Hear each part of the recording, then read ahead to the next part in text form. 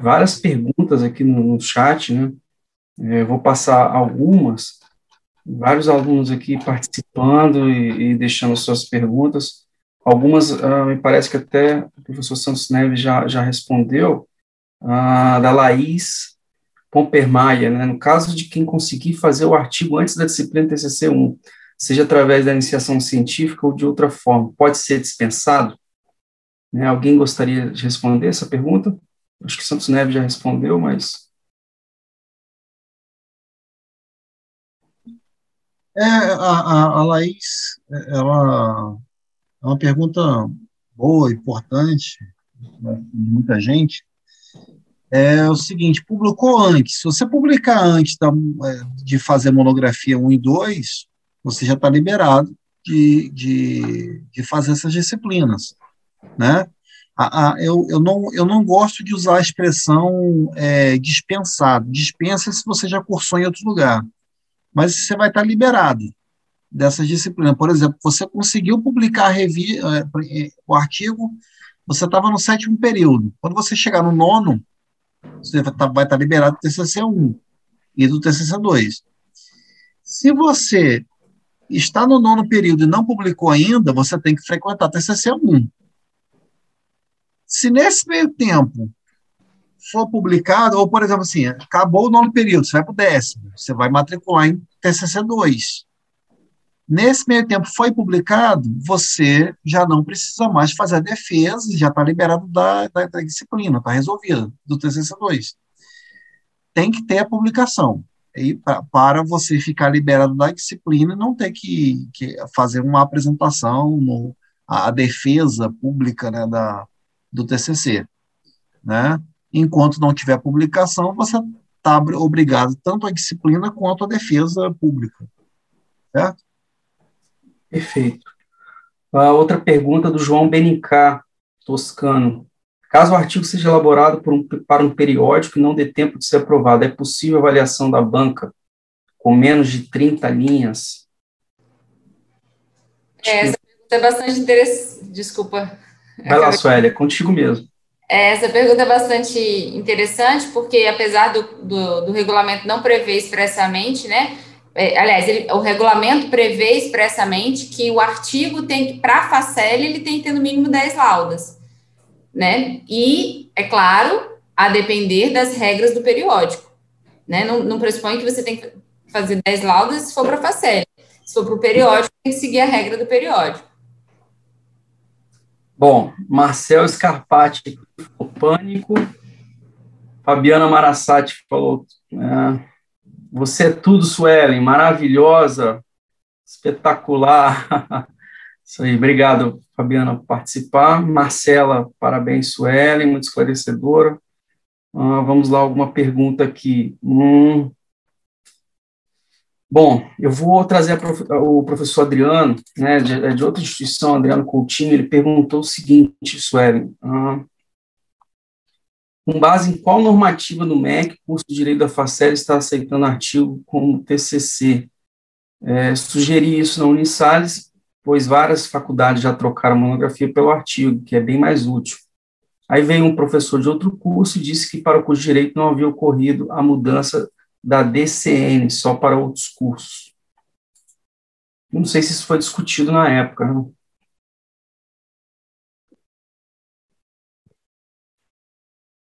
Ativar meu microfone, que eu estava em outra página, mas não foi discutido nem na realidade, a gente tomou como parâmetro as outras instituições de ensino. Então, em especial, a gente espelha muito na UFES. E o regulamento da UFES admite artigo científico e monografia, admite as modalidades, ambas as modalidades para trabalho científico na área do direito, inclusive. E eu não tenho conhecimento, não foi discutido nas comissões, e particularmente dos meios que eu já pesquisei, o MEC ele não tem restrições com relação ao formato. O que pode ter acontecido na instituição desse aluno? Pode, tá, gente? Não estou dizendo que é isso que aconteceu. Cada curso possui um PPC, que é o projeto pedagógico do curso. Esse PPC, ele tem que ser autorizado pelo MEC, certo? Não é sempre que a gente atualiza um PPC.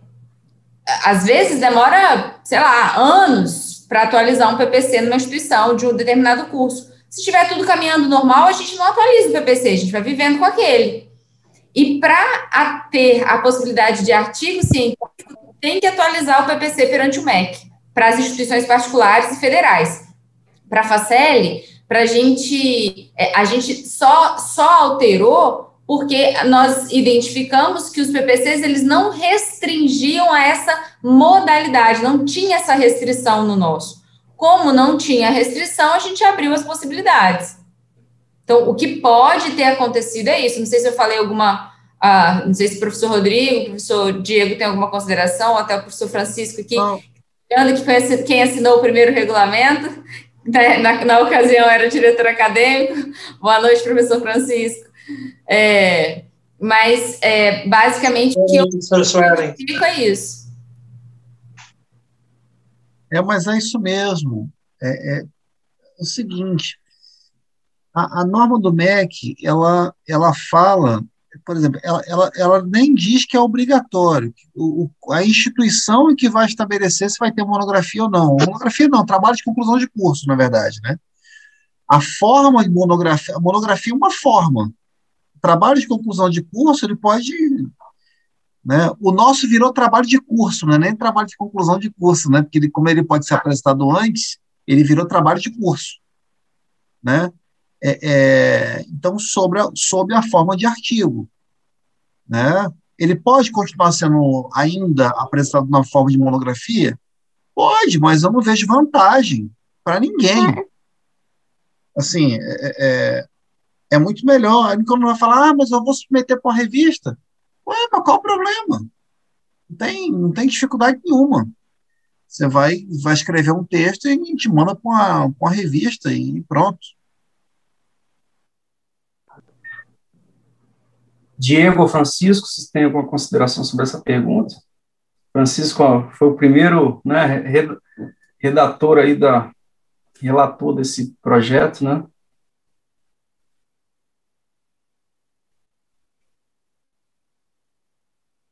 Não? Vou deixar o Francisco falar primeiro. Vamos lá, Francisco. Eu não tenho considerações a fazer, não. Eu acho que a consideração é parabenizar pela evolução da novidade que o novo regimento traz. A gente precisa estar sempre avançando, tá? Parabéns a todos os envolvidos aí. Eu hoje sou aqui um aluno procurando compreender essa nova dinâmica da Facel aí, tá bom? Professor Rodrigo, tem uma pergunta interessante no chat da Juliana Ferreira. Vamos lá, você pode ler? Ela diz assim: boa noite, participo do Laboratório Científico da Facel no âmbito de Direito Civil. Estamos escrevendo um artigo, mas escrevo em dupla. Ambos poderão se beneficiar da dispensa do TCC2 com a submissão do artigo em revista científica? Não. A regra é a seguinte: para você ser liberado de TCC, você tem que escrever um artigo em coautoria com o professor, limitado a vocês dois. Só no caso da pedagogia e da administração, que é autorizado a elaboração de trabalho de conclusão em dupla, aí sim pode ser 2 alunos e um professor. Mas no direito, isso é uma questão que é obrigatório no nosso PPC. O nosso PPC exige que o trabalho de conclusão seja feito por um aluno exclusivamente, não em dupla. Então, a gente tem essa diferencinha. Depois tem que procurar o artigo específico do regulamento que diz isso. Mas só pode ser beneficiado dessa nova regra de publicação, né, e submissão através de artigo de um aluno e um professor. Então, artigo em dupla de aluno, não, porque aí ultrapassaria a quantidade de autores. E até fica difícil para algumas publicações, porque algumas revistas também limitam a 2 autores. É comum as revistas limitarem, né? Algumas revistas limitarem. Uma outra pergunta que chegou aqui também é da Laís Pompermain. Ela fala que a monografia fica na biblioteca, os artigos serão disponibilizados de alguma forma na faculdade, mesmo os não publicados. Algumas revistas só têm acesso mediante o pagamento, então minha dúvida é se a comunidade ou os alunos terão acesso a esse material na faculdade. Pode responder, Sueli? Sim, muito interessante essa pergunta. Eu até tinha anotado aqui também para depois conversar com vocês, o pessoal do direito lá. Por quê? Sim, a princípio sim, porque todos os trabalhos de conclusão de curso são disponibilizados na biblioteca, e um detalhe que a gente vai precisar de analisar, a depender do caso, são dos critérios de exclusividade, uma vez publicado na revista, informar a disponibilidade desse mesmo material na biblioteca. Porque, inclusive, a gente tem a pretensão de formar um banco digital na biblioteca, para que a gente consiga acessar esses materiais com mais facilidade. Hoje, o nosso servidor não é capaz, mas quando a gente escreveu o regulamento, a gente discutiu com a equipe de TI a possibilidade de que os depósitos sejam feitos em formato digital para um arquivo numa biblioteca digital. E assim, qualquer aluno acessava qualquer TCC a qualquer momento do celular, né, de qualquer aplicativo. Né? Então, e aí um ponto que me surgiu à mente aqui na hora que ela fez a pergunta foi como que ficam essas regras a depender das condições da revista. Se a revista vai que alguma revista coloca alguma limitação de publicação desse material em outro lugar. Eu acredito que não, eu nunca vi esse tipo de restrição, mas nunca se sabe, me veio à mente aqui agora. De qualquer forma, sim, na biblioteca da Faceli, com certeza. Tem o problema dos direitos autorais, né, Suelen? Por exemplo, se a revista for uma revista aberta, aquele sistema aberto de revistas, né, aquela OJS, sei lá, ele não tem problema. Você vai colocar ali no banco de dados, que eu não sei se fazer ser aberto, se dá para consultar por fora pelo Google, ou se é só internamente. Mas se for uma revista fechada, por exemplo, que ela, né, não tem esse acesso aberto, a gente colocar um material ali para divulgação, porque fica oficial, né? Aí complica, por conta de direitos autorais. Porque quando você publica numa revista, o autor ele cede os direitos autorais todos para a revista. E aí o máximo que acontece é ele receber um exemplar da revista. E acabou, é só isso. Tá? Não, a revista é fechada, a revista dos tribunais, a revista de interesse público, você recebeu o exemplar e acabou.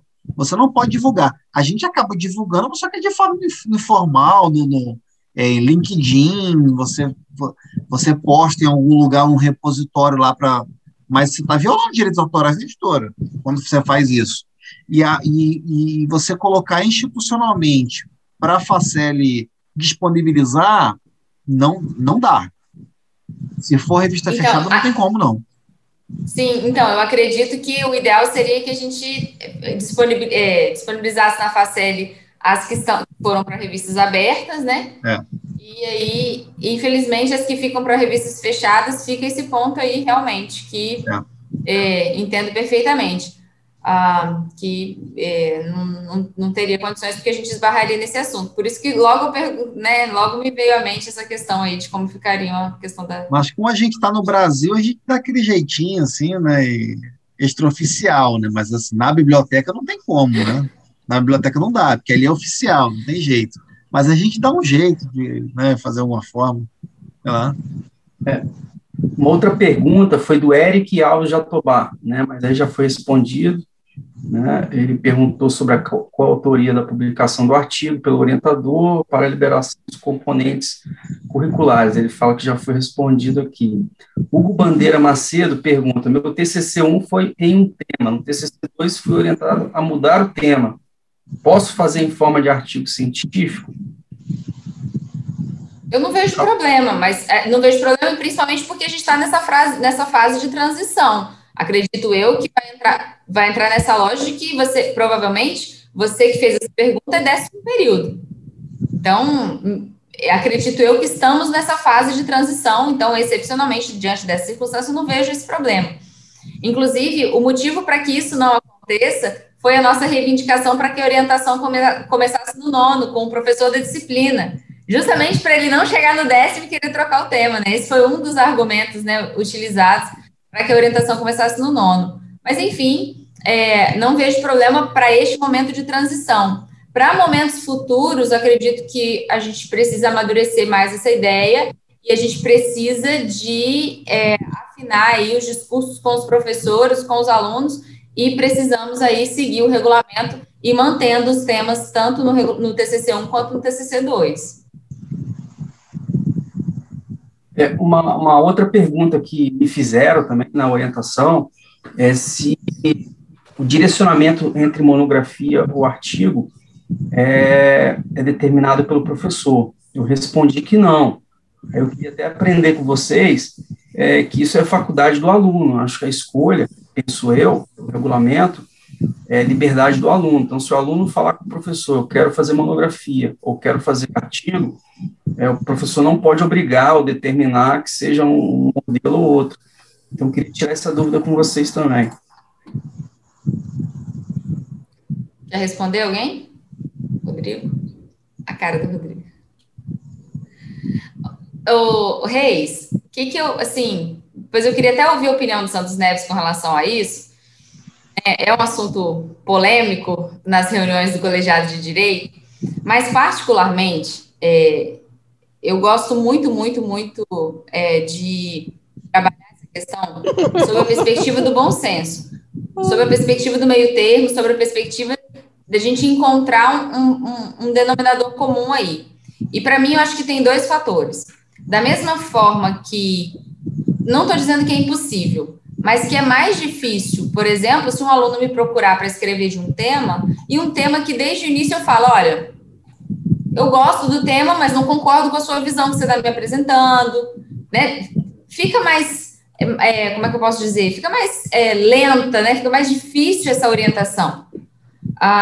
E eu concordo que a escolha do tema é do aluno, mas esse tema ele tem que ser em consonância com a área de atuação, com o ok do professor. Há algumas situações que o aluno ele é designado para aquele professor, porque o outro professor não tem mais carga horária, porque ele dormiu no ponto, todo mundo pediu a vaga antes e ele ficou lá no final, pediu depois. Nessas circunstâncias, eu acredito que o aluno tem que se adequar à realidade do professor, porque ele perdeu a hora, ele perdeu o time. Eu tenho alunos que me procuram para orientação com semestres e semestres de antecedência.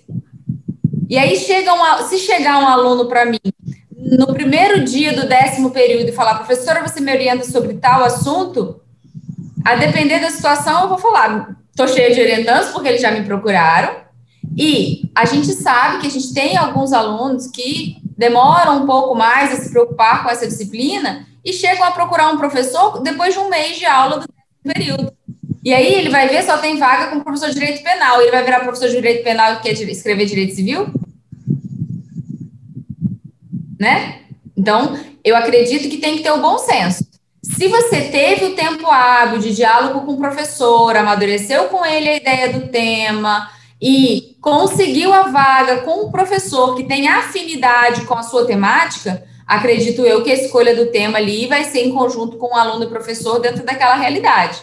Caso ele caiu num professor que não é daquela área e não tem outro professor com vaga disponível, aí acredito eu que ele não vai ter essa obrigatoriedade, certo? No entanto, eu acredito que fica uma orientação mais agradável, um relacionamento melhor aluno-professor, quando a temática é conveniente para os dois. Esse encaixe perfeito é que é o sonho, né? A temática ser satisfatória tanto para o aluno quanto para o professor. Por isso que a gente tem esse processo todo aí até a escolha do orientador. Essa é a minha visão. Bom, muitas perguntas, né?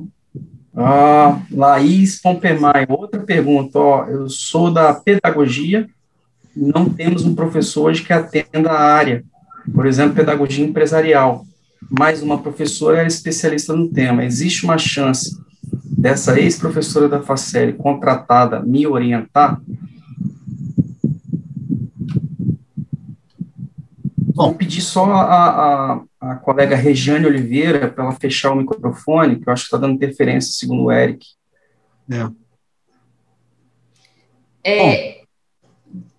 Bom, Eric, quer falar? Não, fala, Rodrigo. Rodrigo, quero ouvir o Rodrigo. Não, a orientação ela depende de um vínculo institucional, é uma atividade, é um trabalho, né? Então, não teria como.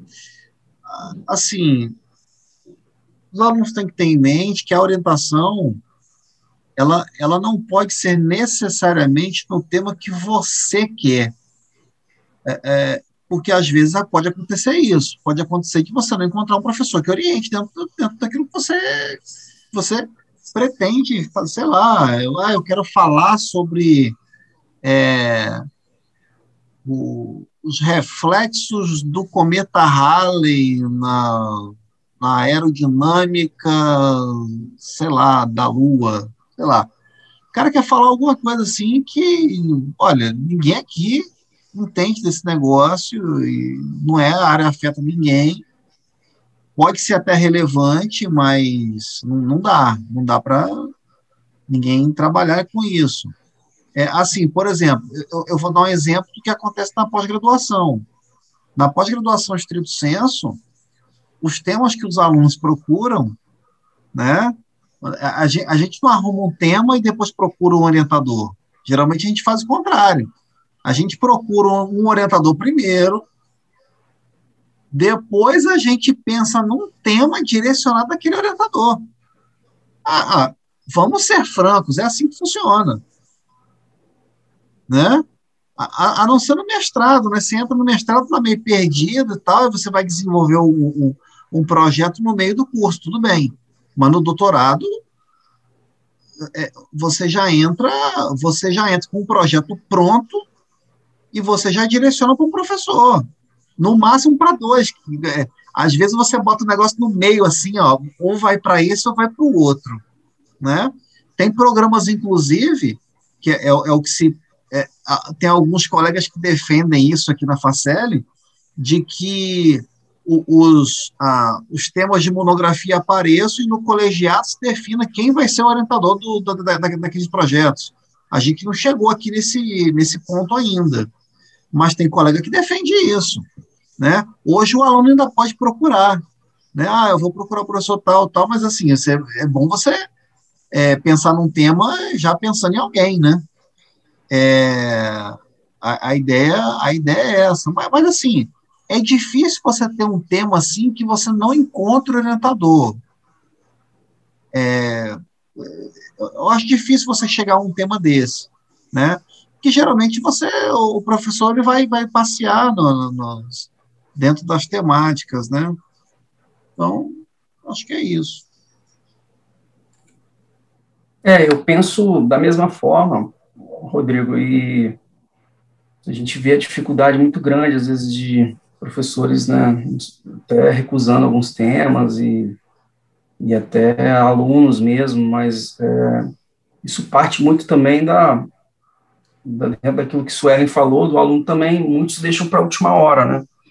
Eu tive até um aluno que, surpreendentemente, me procurou faltando um mês para entregar a monografia. E aí, faltando uma semana, ele me entrega a monografia pronta com autores espanhóis, alemães, né? Então, assim, eu falei com ele que eu achei ótimo o trabalho, elogiei o trabalho. Com os textos em original, né? No original, os textos. Em nenhum momento eu duvidei do trabalho, tá? Mas eu falei assim com ele, olha, eu assino a entrega da monografia desde que você me apresente as obras, né? Traga as obras para mim, pelo menos as cópias. Me mande por e-mail. E aí, obviamente, ele não encaminhou, então eu abortei a autorização, e o trabalho estava, né, bem escrito, né, entre aspas, ele foi reprovado, né, então, acontece, né, então, assim, eu deixo bem claro aqui, é bom deixar esse registro, pessoal, os professores da Faceli têm estado com um comprometimento muito grande na análise dessa questão de plágio, essa questão de compra de monografia, e a gente tem combatido muito. Tá? Eu posso até dar um depoimento que participei de uma banca que a gente verificou o plágio, e por pouco a gente não encaminhou para o Ministério Público. Tá? Então, eu participei dessa banca, tá? E a gente, assim, sutilmente, né, praticamente falamos com o aluno assim, olha, você tem certeza que você vai defender essa monografia, porque ela está toda plagiada, e a gente vai encaminhar para o Ministério Público. Né, ele retirou o trabalho, porque senão a gente ia tomar as providências. Então, eu deixo registrado essa situação. A gente tem muitos alunos bons, mas tem alguns alunos que, infelizmente, não vestem a camisa. E os professores, né, eu tenho visto que não vão deixar isso, né, e deixo mais uma vez registrado que essa questão dos artigos é muito importante, porque já é a vida profissional de vocês, é o primeiro trabalho, né, eu tenho visto vários colegas usando como critério de seleção, né, a análise de um artigo, e alguns concursos também, tá, principalmente para a docência, para quem vai dar aula. Então, é importante que você saiba isso também, né. Bom, eu penso que a gente não tem mais nenhuma pergunta, eu queria, né, passar para as considerações finais e, de antemão, já agradecer a presença de todos. Tivemos uma presença maciça dos colegas, muitos alunos mesmo, professores, vários participaram aqui conosco, da pedagogia, da administração e do direito, e até de outras instituições. Então, foi uma alegria muito grande, gostaria de passar a palavra para cada um dos colegas, para tecer suas considerações finais, começando pela professora Suelen. Queria agradecer aí a oportunidade de participar do primeiro evento da ADEF, sob a égide da presidência do nosso querido professor Rodrigo Reis, aí, que direcionou esse evento. Queria dizer aos professores, né, do quanto é importante, aos professores colegas que estão presentes, quanto é importante o nosso empenho e dedicação aí nas atividades da instituição. A gente tenta sempre contribuir com o que a gente pode, né, e espero que hoje eu tenha cedido aqui a minha parcela de contribuição para os alunos e para os professores, e estou à disposição para tirar as dúvidas. Eu postei o material que eu apresentei no bate-papo, mas se alguém tiver dificuldade de abrir pelo bate-papo, pode me mandar o e-mail. Meu e-mail é meu nome, suelenagum@gmail.com. Pode me pedir por e-mail que eu mando, mas está ali no bate-papo, tá bom? Boa noite, obrigada por tudo, obrigada, Rodrigo, obrigada aos colegas, Santos Neves, Francisco, Diego, enfim, todos os nossos colegas, Elisa que estava aí, Marcela, todo mundo aí. Forte abraço, saudades dos encontros presenciais, do cafezinho antes da palestra, né, dos cumprimentos, fica aí a saudade até o nosso novo encontro presencial. Bom, professor Santos Neves, você pode até falar certificado, Santos Neves. O professor Tadeu também está aqui presente, acompanhando até o final. Obrigado, tá, Tadeu, nosso coordenador do curso de Direito, uma alegria muito grande. Você que está aqui, depois eu vou passar a palavra para você, Tadeu. Santos Neves, vamos lá.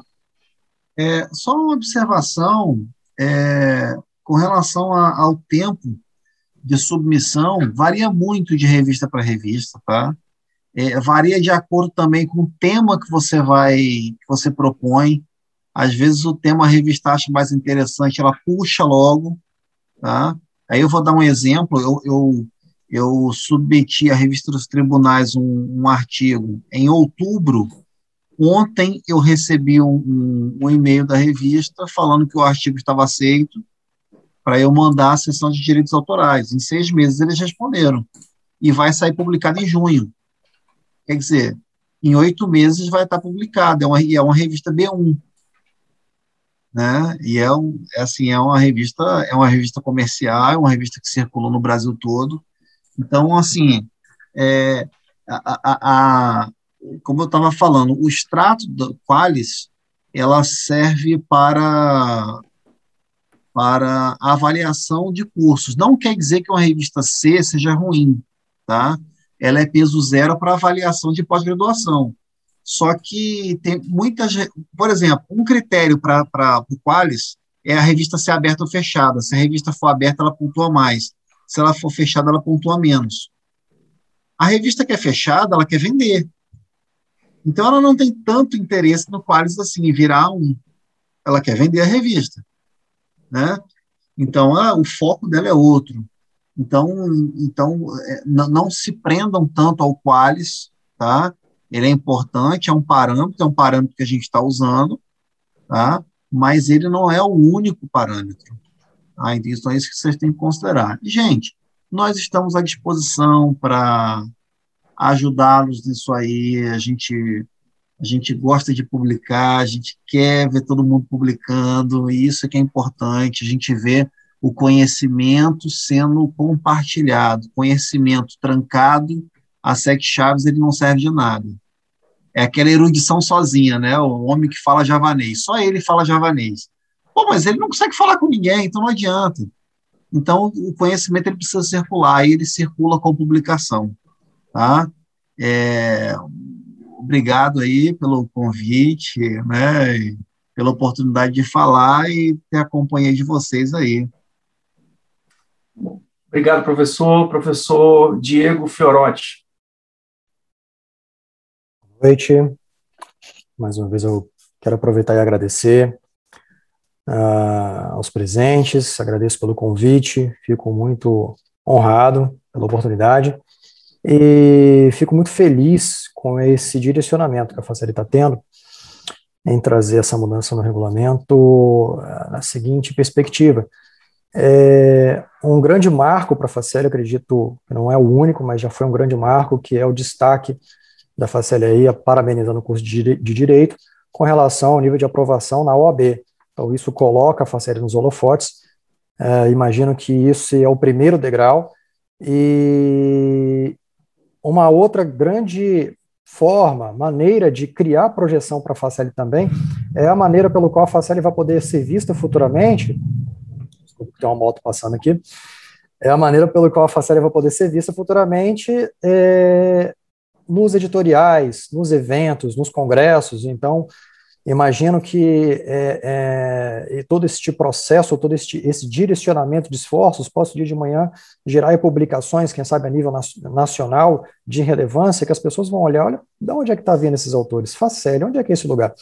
Então, isso tudo tende a jogar o nome da Faceli em cada vez maior destaque e relevância, e eu fico muito feliz com isso, né? Eu fico muito feliz com esse olhar mais prático. Tá? Então, também contem comigo, fico à disposição para futuras oportunidades. Muito obrigado, muito boa noite aí a todos os presentes. Professor, obrigado, Diego. Professor Francisco foi o precursor aí, né, de um regulamento de TCC, né? Eu lembro da vontade dele desde 2016, já trabalhando esse tema. Passar a palavra ao professor Francisco, suas considerações também. E, por último, o professor Tadeu, para fechar com chave de ouro aí no nosso evento, como coordenador do curso de Direito. Bom, boa noite a todos. Obrigado aí pela ter franqueado a palavra. Eu só quero externar a todos os envolvidos aí os parabéns aí pela realização do evento. Eu escrevi agora há pouco, por terem feito um evento aberto para a sociedade. É importante a instituição olhar para a sociedade como um todo, né? Um evento desse não deveria ficar restrito apenas aos alunos, né? Nós temos toda uma sociedade no entorno da faculdade, e a minha participação aqui é como um aluno, sempre aluno, tá? Obrigado, aprendi muito nessa noite, considerando muito aí a importância dessa atualização. Sempre está atualizando, né, os regimentos, as normas, e acho que a Faceli inovou muito com esse regimento, né, ao permitir a apresentação em outros meios de publicação que não seja uma revista interna, que não ficou engessada. Então, eu fiquei muito orgulhoso, tão orgulhoso disso, que me deu vontade de participar, e estou aqui desde o início. Tá? Parabéns a todos e obrigado pela palavra. Professor Tadeu, obrigado. Professor Francisco, professor Tadeu Escaramuça, nosso coordenador do curso de Direito, né, que tem trabalhado incessantemente aí pela qualidade do curso, né, e tem ganhado vozes aí ao longo do tempo em todo o estado do Espírito Santo. Boa noite a todos. Parabenizar pela iniciativa, né, por esse brilhante evento. Eu já até escrevi no chat. Parabéns, Rodrigos Reis Santos Neves, Diego, né, amigo, nos conhecemos de outra faculdade, nos tornamos amigos, né, Diego? Um prazer, tá, te ouvir. Professora Suelen também. E, Diego, só fazer uma colocação em relação ao destaque da Faceli, abrir um parênteses aqui. Você tem ideia que, como a Faceli já está tendo destaque fora do Estado, que meses atrás eu recebi pelo e-mail da coordenação do direito professores do Rio Grande do Sul, professores de São Paulo, professores do Rio de Janeiro, perguntando como que faz para fazer parte como professor do curso de Direito da Faceli. Então, já na Faceli já tem tido esse destaque. E também, principalmente, né, é público notório nas aprovações aí das provas aí da OAB, ok?